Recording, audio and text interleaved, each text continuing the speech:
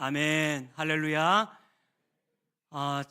추운 이 눈 폭풍을 뚫고 차가운 날씨를 뚫고 이 밤에 주의 전에 오르신 여러분들을 주님의 이름으로 축복합니다. 어제 제가 사무실에서 한 저녁 8시쯤 이제 나가는데 정말 15년 만에 그 하얀 눈, 소복히 쌓인 부드러운 하얀 눈을 처음으로 느끼면서 굉장히 기분이 새로웠습니다. 다시 안 와도 될 것 같습니다. 이제 봤으니까 날씨가 좀 안 추웠으면 좋겠습니다. 하얀 눈처럼 저와 여러분들의 마음이, 우리의 심령이 더 하얗게 주님을 만나고 백지 같은 우리 신앙 속에서 하나님이 부으시는 그 은혜가 이 저녁에도 충만하기를 주의 이름으로 축복합니다. 우리 앞뒤 좌우 인사 한번 나눌까요? 잘 오셨습니다. 은혜 받으세요. 네. 제가 청년 시절 때 청년들 수련회를 가거나 중고등부 수련회를 가면 성극을 했던 것 같아요. 그런데 꼭 빠지지 않고 나오는 내용 중에 하나가 소경 바디메오였습니다. 그때 당시에는 또 이 목사님들이 바디메오에 대한 설교를 종종 했던 기억이 나는데요. 내용은 이렇습니다.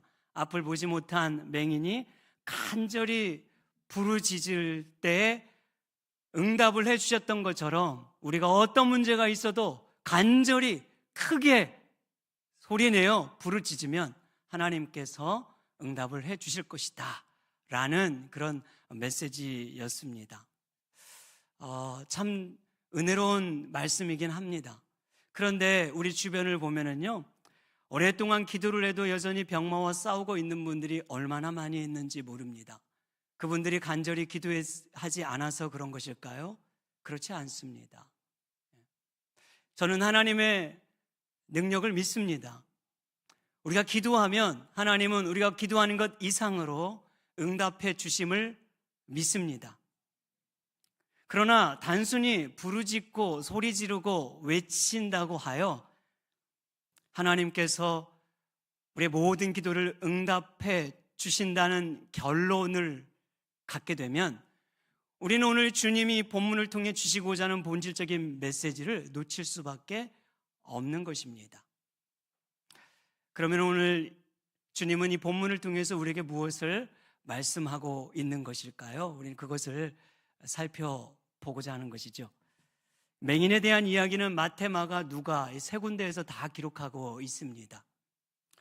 그 가운데 마태는 두 맹인에 대해서 기록을 하고 있고, 마가와 누가는 맹인 한 사람에 대해서, 두 명 중에 한 사람을 부각하여 기록하고 있는 것으로 보여집니다. 그 중에서 유독 마가복음 10장 46절에 보면 이 맹인의 이름이 누군지를 밝혀줘요. 그는 맹인 거지 바디메오였다, 이렇게 말하고 있습니다. 오늘 이 본문은 바로 이 맹인 거지 바디메오에 대한 이야기입니다. 예수님께서 여리고성에 가까이 오셨을 때 맹인 바디메오가 길가에 나와 구걸을 하고 있었습니다. 여러분, 당시 여리고는요, 종려나무 성읍이라 불릴 정도로 수자원이 충분한 곳이었습니다. 사람들이 몰려들어서 문명이 발전하는, 소위 오늘날로 말하면 아주 화려한 신도시로 성장을 하고 있는 도시였습니다. 그 화려한 도시 이면에 길가에서 구걸하고 있는 한 맹인을 우리에게 보여주고 있는 것이지요. 그는 다른 사람의 도움 없이는 도저히 살아갈 수 없는 비참하고 무능력하고 무기력한 인생이었음을 우리에게 말해주고 있습니다. 여러분, 제가 살고 온 LA는 기온이 참 따뜻해가지고요, 유독 홈리스가 많이 몰려드는 곳입니다. 제가 살고 있었던 집 주변에도 매일 저는 운동을 했는데 늘 구걸하는 홈리스들 뿐 아니라 요즘 뭐 펜탄이라는 마약을 하는 그런 홈리스들을 자주 목격합니다. 이웃으로 늘 함께 공존하고 있습니다.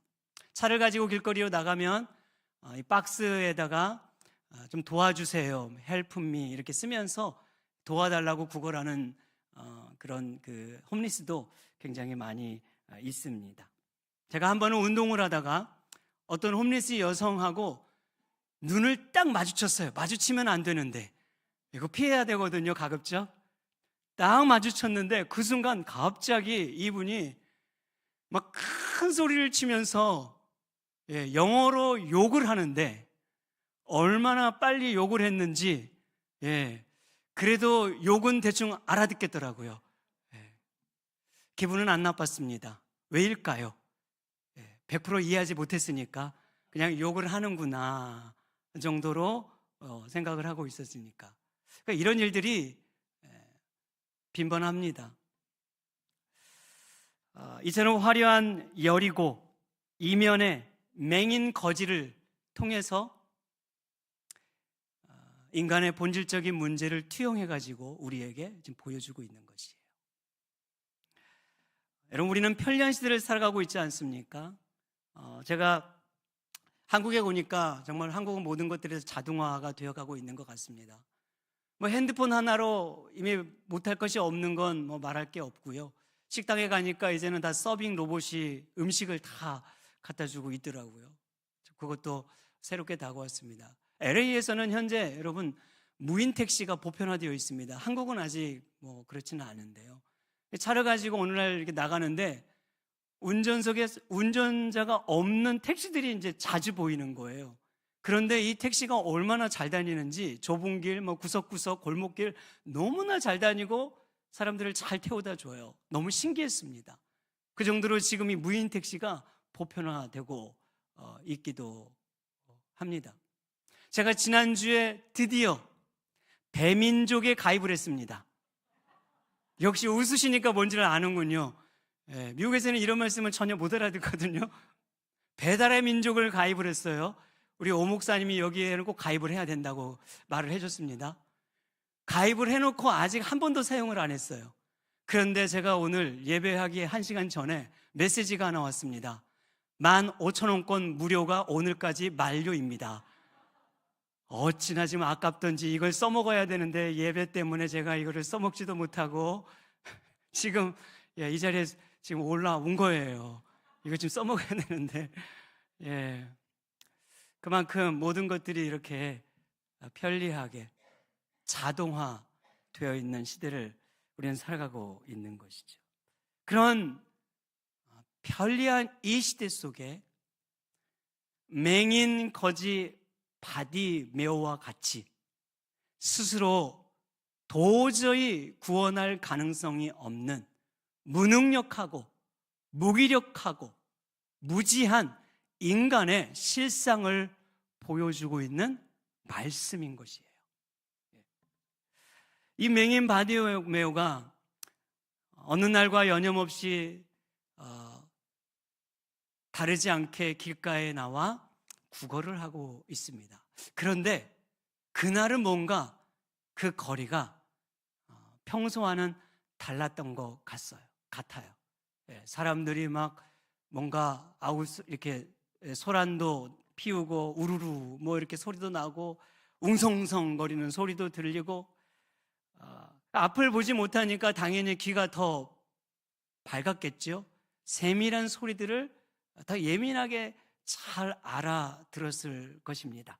뭔가 심상치 않은 일이 분명 지금 눈앞에서 이루어지고 있다는 것을 직감했어요. 그래서 옆에 있는 사람에게 물어봅니다. 여보시오, 지금 무슨 일이 일어난 거예요? 그러니까 사람이 말하기를 지금 예수라는 사람이 지나가고 있어. 이 이야기를 듣는 순간 갑자기 이 맹인은 돌변을 하게 됩니다. 그리고 큰 소리로 말하기를 다윗의 자손 예수여 나를 불쌍히 여기소서, 다윗의 자손 예수여 나를 불쌍히 여기소서라고 절규하며 소리치고 있는 장면인 것이에요. 35절에서 39절까지의 말씀을 다시 한번 여러분 보시기를 바랍니다. 여리고에 가까이 가셨을 때 한 맹인이 길가에 앉아 구걸을 하다가 무리가 지나감을 듣고 이 무슨 일이냐 물은데 그들이 나사렛 예수께서 지나가신다 하니 맹인이 외쳐 이르되 다윗의 자손 예수여 나를 불쌍히 여기소서 하거늘 앞서가는 자들이 그를 꾸짖어 잠잠하라 하되 그가 더욱 크게 소리질러 다윗의 자손이여 나를 불쌍히 여기소서 하는지라. 아멘. 이 맹인은 어떤 심정으로 지금 부르짖고 있는 것일까요? 이 맹인이 부르짖고 있는 것과 신앙과 그의 믿음과는 어떤 연관성이 있는 것일까요? 우리는 이런 질문을 던져보면서 오늘 말씀을 살펴보려고 하는 것이에요. 놀라운 사실은요, 예수님께서 이 맹인의 소리를 듣고 최고의 칭찬과 평가를 하셨다는 것입니다. 여러분 42절을 말씀 보십시오. 예수님이 뭐라고 하셨는가? 같이 읽겠습니다. 시작. 예수께서 그에게 이르시되 보라 내 믿음이 너를 구원하였느니라 하시매. 아멘. 보라 내 믿음이 너를 구원하였다. 이렇게 평가를 하는 거예요. 여러분 잘 보십시오. 보라 너의 간절함이 보게 했노라. 이렇게 말하지 않았습니다. 보라 너의 외침이 보게 하지 않았노라. 이렇게 말하지도 않았고 보라 너의 절규가 보게 되었다. 이렇게 말하지 않고 있어요. 그죠? 너의 믿음이 너를 구원했다. 예수님은 이 맹인의 외침을 듣고 그 맹인의 믿음을 보셨는데 그 믿음은 어떤 믿음인가 하니까 구원하는 믿음이었다고 말하고 있는 거예요. 여러분 구원하는 믿음은 참된 믿음이라 이 말입니다. 대단한 믿음인 것이지요.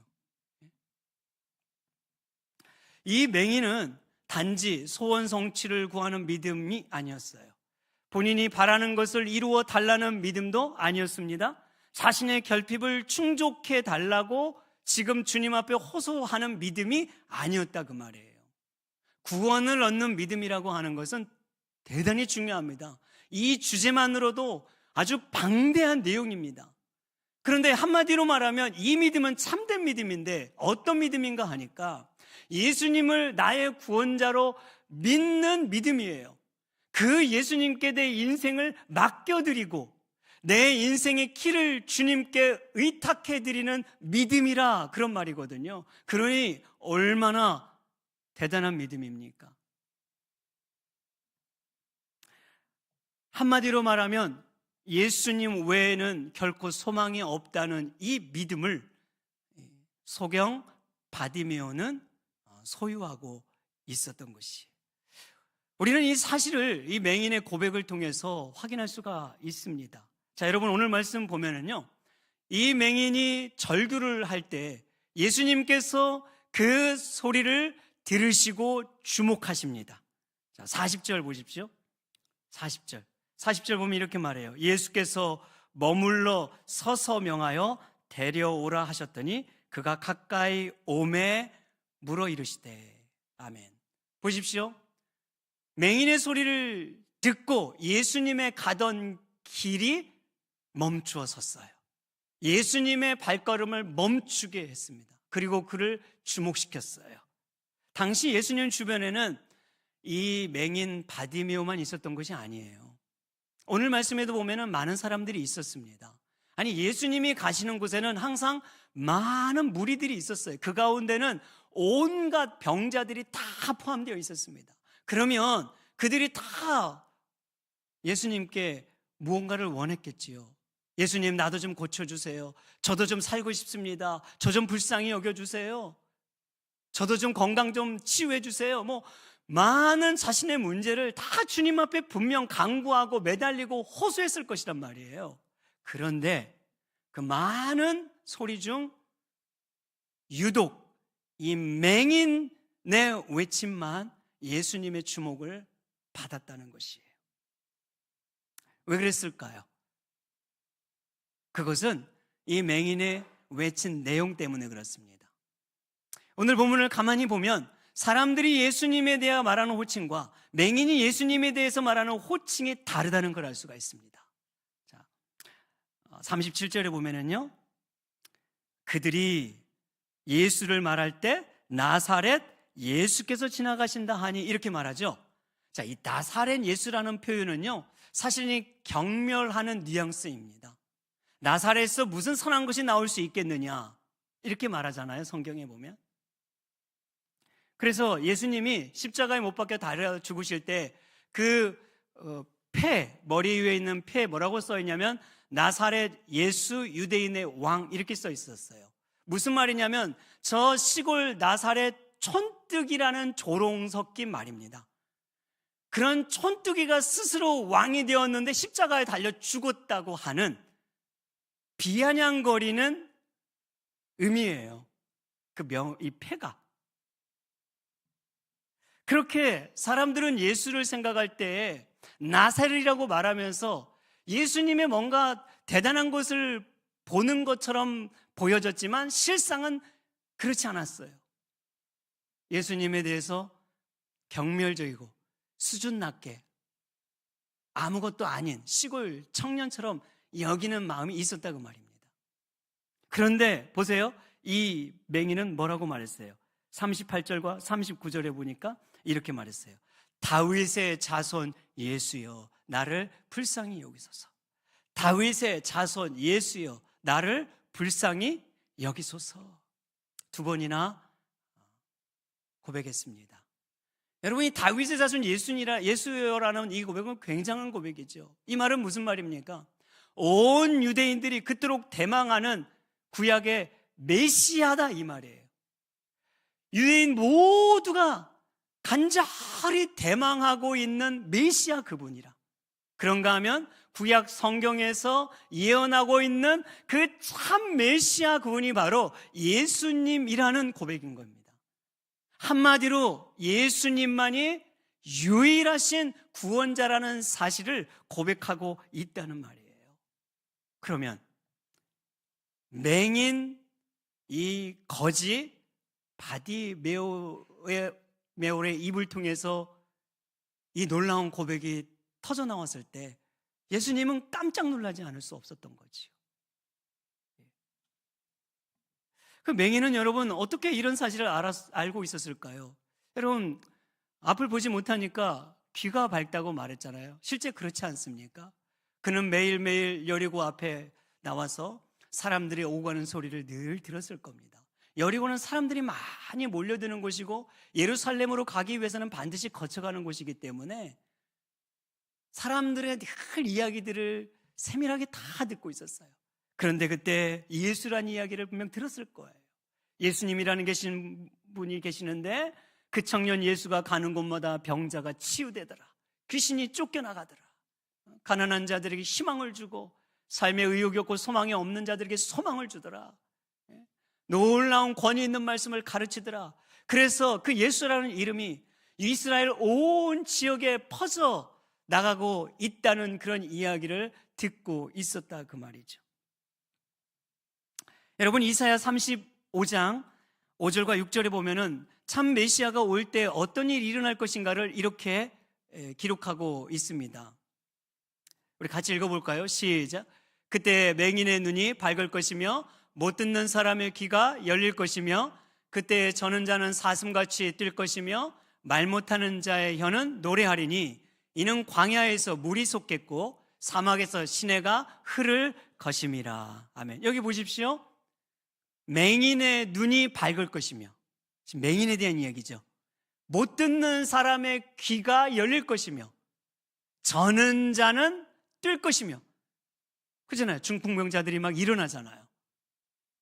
소경이 앞을 보잖아요. 듣지 못하는 자들이 듣게 되는 이 놀라운 일을 참 메시아가 오면 이루어진다라고 하셨는데 바로 참 메시아이신 예수님이 오셔서 가시는 곳곳마다 이 놀라운 역사들이 일어났다는 사실을 이 맹인은 분명 알고 있었을 것입니다. 누가복음 4장 18절에도 보면 주의 성령이 임하사 가난한 자에게 복음을 전하는데 이렇게 말했어요. 나를 보내사 포로된 자에게 자유를, 눈먼 자에게 다시 보게 함을 전하였다. 그 은혜의 복음을 전하였다. 자, 눈먼 자에게 다시 보게 한다는 이 약속의 말씀을 분명 그는 알고 있었을 것입니다. 그러니까 바로 그 구약에서 약속하셨던 그 메시아, 그분이 바로 이 예수님이라는 것, 그분이 약속을 성취하신 분이라는 것을 알고 있었어요. 그걸 흘려듣지 않았어요. 가슴에 새기고 있었어요. 마음으로 믿고 있었다는 것이에요. 그때부터 이 맹인 바디메오에는 한 가지 소원이 생겼습니다. 어떤 소원일까요? 이 예수님을 만나고 싶어하는 소원이지요. 이 예수님을 만나고 싶어하는 일생에 한 가지 소원을 품고 살아온 거예요. 언제 예수님을 만날 수 있을까? 도대체 언제 또 예수님이 이 길을 지나가실까? 앞을 보지 못한 맹인은 그 예수를 만날 그 날만을 손꼽아 기다렸습니다. 예수님을 만나기만 한다면 분명 내 인생도 달라질 수 있을 것이라는 믿음을 가지고 한평생 고통 속에 살았던 이 맹인이 스스로는 도무지 헤쳐나올 수 없는 그 절망스러운 인생 속에 내던져진 이 맹인이 예수를 만날 수만 있다면 그 예수를 통하여 내 인생도 뭔가 이 문제를 풀어갈 수 있을 것이라는 소망을 가지고 그 한 가지 소원을 마음에 품고 하루하루 기다렸던 것이, 그리고 기회가 온 겁니다. 여러분, 예수님이 오셨다는 소식을 들었을 때 이제 어떻겠어요? 당연히 간절한 마음을 가졌겠죠. 이게 이제 기회다, 절호의 찬스다, 다시는 기회가 오지 않을 수도 있겠다는 아주 절박함, 절실함, 간절함, 그의 인생의 모든 것을 다하여 예수를 만나고자 절규하며 부르짖으며 지금 예수님께 나아가고 있는 거예요.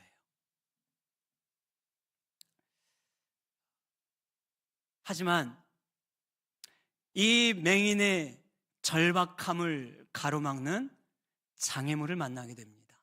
인생 최대의 위기를 만나게 되는 겁니다. 어떤 위기입니까? 자, 39절에 보십시오.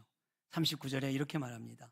앞서가는 자들이 그를 꾸짖어 잠잠하라 하되. 자, 사람들이 맹인에게 온갖 이제 정말 상처 주는 말을 다 쏟아낸 거예요. 이런 말이었겠죠. 어디 지금 거지가 나서 냄새나게, 낄 때를 알아야지 조용히 그냥 네가 할 일이나 해. 거지 주제에 아마도 온갖 비난이 맹인에게 쏟아졌던 것 같아요. 그 말들, 맹인에게 하는 그 모든 말들, 조롱의 말, 비난의 말, 경멸의 말, 손가락질하는 말, 온갖 상처 주는 그 말을 아마 다 맹인은 분명 들었을 것입니다. 그러면 여러분, 얼마나 마음이 위축이 됐겠어요? 지나갈 수 있었을까요? 포기하고 싶은 마음이 분명 들었을 겁니다. 되돌아가고 싶은 마음도 들었을 것입니다. 내가 과연 이 길을 뚫고 지나갈 수 있을까? 많은 생각들이 이 맹인의 마음을, 머리를 복잡하게 했을 것입니다. 여러분, 우리도 그런 일이 신앙생활 하다 보면은 있지 않습니까? 사실 우리가 여러분 교회 생활을 하다가 시험 드는 일을 보면 대단한 일이 아닐 때가 많죠. 그냥 말 한마디에 시험이 들 때가 많아요. 뭔가 좀 신앙 성장을 위해서 내가 봉사하겠다고 했는데 툭 던지는 누군가의 말 한마디가 내 마음을 아주 상하게 할 때가 많고, 뭔가 제가 이제 막 새로운 좀 결단하고 결심을 해서 좀 잘해보고자 하는데 하여튼 어떤 작은 말 한마디가 그런 내 신앙을 또 내 마음을 위축시키고, 그죠? 내 결단을 포기하게 만들고 주님 앞에 나가지 못하도록 만들고 안주하게 만들고, 그럴 때가 참 많이 있는 거예요. 우리의 삶을 돌아보면 우리의 신앙 성장을 방해하는 요소들을 가만히 생각해 보면 이런 작은 말 한마디로 인한 일들이 참 많이 있는 것입니다. 그런데 여러분 보십시오. 이 맹인은 우리가 평소에 정말 일평생 들을 수 없는 그 수많은 비난을 다 들었을 겁니다. 온갖 모멸감을 다 받았겠죠. 경멸스러움을 느꼈을 거예요.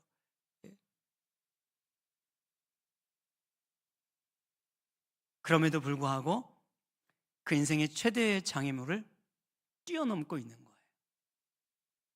그 인생의 최대의 위기를 넘어서고 있는 겁니다. 그 비난과 상처와 조롱을, 그리고 되돌아가고 싶고 포기하고 싶고 그냥 안주하고 싶고 모든 걸 다 이제는 되돌리고 싶은 그 마음을 뛰어넘고 있는 거예요. 왜 그랬을까요? 여러분, 그 이유는 한 가지입니다. 그가 정말 이루고 싶은 한 가지 소원이 있었기 때문에. 무슨 소원? 예수를 만나야 된다는 그 소원이죠. 그것은 이 맹인이 갖고 있는 거룩한 소원이었어요. 그 거룩한 한 가지 소원 때문에 그를 가로막는 최대의 장애물과 위기를 뛰어넘고 있는 것입니다. 여러분, 지난주에 제가 가나안 여인에 대해서 여러분과 말씀을 나누었지 않았습니까? 이 가나안 여인도 비슷해요. 가나안 여인이 예수님 앞에 좀 은혜 좀 받아보겠다고, 도움 좀 얻겠다고 왔을 때 어떤 취급받았습니까? 거절감을 받았죠. 나는 이스라엘의 잃어버린 양 외에는 보냄받지 않았다. 거절감이 얼마나 상처가 커요. 그뿐입니까? 개취급을 당하잖아요. 정말 이거는 모욕, 모멸, 경멸, 모든 것을 다 느낄 수 있는 그런 감정이죠. 최대의 위기, 포기할 수도 있고 돌아갈 수도 있고 정말 그 상황을 넘어설 수 없는 최대의 장애물을 만났는데 이 여인은 그 장애물을 넘어섭니다. 왜 그랬을까요? 가나안 여인에게도 한 가지 소원이 있었기 때문에. 그 거룩한 소원이죠. 거룩한 열망입니다.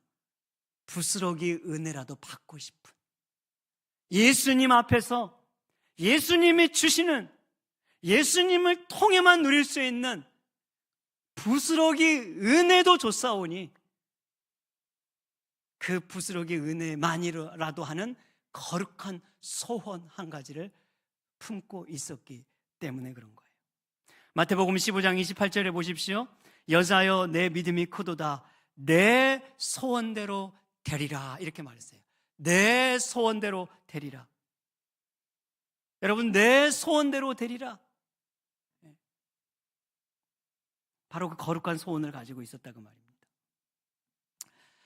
여러분, 다윗이 우리가 알고 있듯이 얼마나 인생에 많은 그 숱한 그 역경을 지납니까? 다윗은 항상 정말 자기를 죽이려고 하고 정말 못 잡아먹어서 안달인 원수 대적들로 인하여 늘 쫓겨다녔어요. 산과 들과 광야, 동굴을 전전하면서 불안한 삶을 살고 늘 위기를 감내하며 살고 내일을 알 수 없는 그런 인생 속에 내던져진 삶을 살았단 말이죠. 그럼에도 불구하고 다윗이 그 모든 인생의 불안감과 위기와 두려움과 그 삶의 모든 난관을 극복했던 이유 또한 무엇인가 하니까 그 마음에 가지고 있었던 거룩한 소원 한 가지 때문이었다고 성경은 우리에게 말합니다. 시편 27편 4절입니다. 시편 27편 4절 같이 읽죠. 시작. 내가 여호와께 바라는 한 가지 일, 그것을 구하리니 곧 내가 내 평생에 여호와의 집에 살면서 여호와의 아름다움을 바라보며 그의 성전에서 사모하는 그것이라. 아멘. 여기 보십시오. 내가 바라는 한 가지, 이렇게 말해요. 거룩한 소원, 거룩한 열망, 그 한 가지를 다윗도 품고 있었는데 그것이 뭐예요? 평생에 여호와의 집에 살면서 여호와의 아름다움을 보고 여호와의 그 은혜를 사모하며 사는 것이다, 이렇게 말하고 있는 거예요.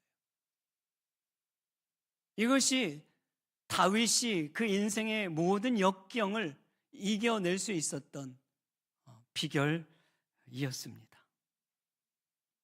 여러분,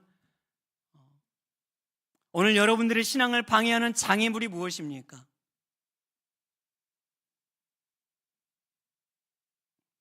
좌절감입니까? 상처입니까? 시험 드셨습니까? 아픔과 슬픔이 있었습니까? 배신감을 느끼셨습니까? 말 한마디로 인해서 혹은 누군가의 어떤 행동, 태도 때문에 혹은 나를 바라보는 사람들의 시선 때문에 우리의 믿음이 자라지 못하고 자꾸 안주하고 퇴보하고 성장하지 못하고 있는 것은 아닙니까? 여러분, 우리가 이것을 어떻게 이겨낼 수가 있을까요? 이것을 이길 수 있는 방법은 우리 마음 가운데 거룩한 서원 한 가지를 품을 수 있으면이에요. 거룩한 열망이 한 가지를 우리가 붙들고 살 수 있다면,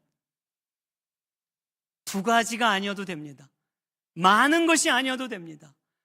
오늘 이 맹인 바디메오가 붙들었던 그 거룩한 소원 한 가지, 가나안 여인이 품었던 그 거룩한 열망 한 가지, 다윗이 품고 살았던 그 거룩한 소원 한 가지만 우리가 품고 있다면, 붙들고 있다면, 사모함이 있다면 우리 또한 이겨내지 못할 위기는 없습니다. 넘지 못할 장애물 없습니다. 극복하지 못할 어려움이 없는 것이에요. 예수님은 맹인에게 묻습니다. 내가 무엇을 하여 주기를 원하느냐? 41절에 이렇게 말하고 있습니다. 무엇을 하여 주기를 원하느냐? 그때 이 맹인은 그가 일평생 품고 있던 그 마음속에 가지고 있던 문제를 고백하죠. 예, 주님, 제가 보기를 원하나이다. 정확한 표현은 주여 다시 보기를 원하나이다, 이런 의미예요. 다시 보기를 원하나이다. 여러분, 이 소경은요, 네 주님, 부자 되고 싶습니다. 네 주님, 편안하고 안락한 저 인생을 살고 싶습니다. 네 주님, 저도 사람들이 저에게 손가락질 못하도록 정말 명예 있고 권세 있고 좀 괜찮은 인생이 저도 되고 싶습니다. 이렇게 구하지 않았어요. 다시 보기를 원합니다. 그때 43절에 보니까 곧 보게 돼요. 곧 즉시 보게 돼요. 하나님께 영광을 돌리고 예수를 따르니 모든 백성이 다 이를 보고 하나님을 찬양하였다고 말하고 있는 겁니다. 여러분, 이 맹인이 정말 보고자 하는 건 무엇이라고 생각합니까? 우리는 그제 이 맹인이 그저 그냥 눈을 뜨기만을 원했겠구나라고 생각하지만, 우리는 맹인이 가지고 있는 신앙 고백에서 그것이 아니라는 걸 이미 보았지 않습니까? 맹인은 단지 자신의 이 육적인 눈 뜨는 걸 지금 고백하고 있는 것이 아니에요. 그가 정말 원하는 건 주님을 보기를 원했던 거예요. 주님이 나에게 베푸실 그 행하실 일을 보기를 원했고, 주께서 주실 그 은혜를 보기를 원했고, 주님이 이 땅 가운데 행하시고 있는 그 하나님의 나라의 그 찬란함과 아름다움을 보기를 원했다고 고백하고 있는 것입니다. 여러분, 육신의 눈을 우리가 본다고 해서 영적인 눈을 갖는 것은 아니지요. 아무리 우리가 여러분 시력이 좋아도 영적 소경이 될 수 있습니다. 오히려 눈이 있어도 영적인 일을 보지 못하는 일이 더 많은 것이지요. 그 유명한 헬렌 켈러는 삼중고를 겪은 아주 비극적인 여인이 아닙니까? 그는 보지 못하고 듣지 못하고 말하지 못한 여인이었습니다. 그런데 그가 그를 비난하는 사람들 앞에서 뭐라고 말했습니까? 앞을 보지 못하는 것도 비극이지만 더 큰 비극은 앞을 보고 있어도 진정 봐야 될 것을 보지 못한 사람이다, 이렇게 말을 했어요. 그 영적 소경을 말하는 거죠. 오히려 우리는 보고 있다고 말하나 보지 못할 때가 참 많습니다. 볼 수 없을 때가 많은 거예요. 그런데 맹인은 우리와 완전히 반대로, 그는 육신의 눈은 가려 있지만 그 영혼의 눈은, 영적인 눈은 주님을 향하고 있었단 말이죠. 그는 진정 봐야 될 걸 보고 있었습니다. 무엇을 향해야 될지 그 눈이, 시선이 정확하게 고정이 되어 있었단 말이죠. 그것을 향한 거룩한 이 소원, 거룩한 이 열망 한 가지를 붙들고 있었고, 그것이 그 앞에 놓인 인생의 최대의 위기를, 장애물을 극복하게 만들었다고 말하고 있는 겁니다. 사랑하는 여러분, 오늘 여러분들은 무엇을 보기를 원하십니까? 이 질문 앞에 주님, 저도 이 맹인처럼, 바디메오처럼 주님 보기를 원합나이다, 이렇게 고백할 수 있기를 축복합니다.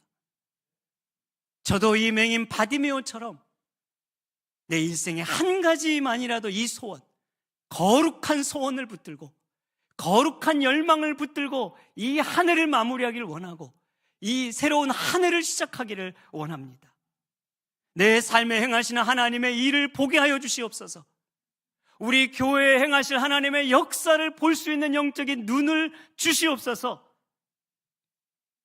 구두 수승공이었던 이 윌리엄 캐리가 인도 선교의 아버지가 되었어요. 현대 선교의 아버지라고 말하지 않습니까? 그 유명한 그분의 명언이 있습니다. 하나님으로부터 위대한 일을 기대하라. 하나님을 위해 위대한 일을 시도하라 그랬어요. 여러분, 누가 하나님의 일을 기대할 수 있고 하나님을 위해 위대한 일을 시도할 수 있습니까? 그것은 바로 이 영적인 눈을 가진 사람만이 할 수 있는 거죠. 이 거룩한 소원을 붙들고 사는 사람만이 할 수 있는 것입니다.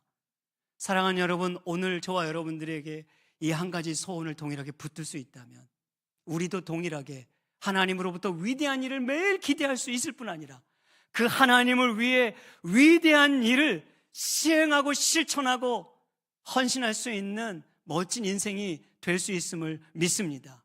그럴 때 우리는 하나님께 영광이 되는 삶이 되고 예수님을 따르는 참된 제자가 될 것입니다. 우리 말씀 생각하면서 함께 기도했으면 좋겠습니다.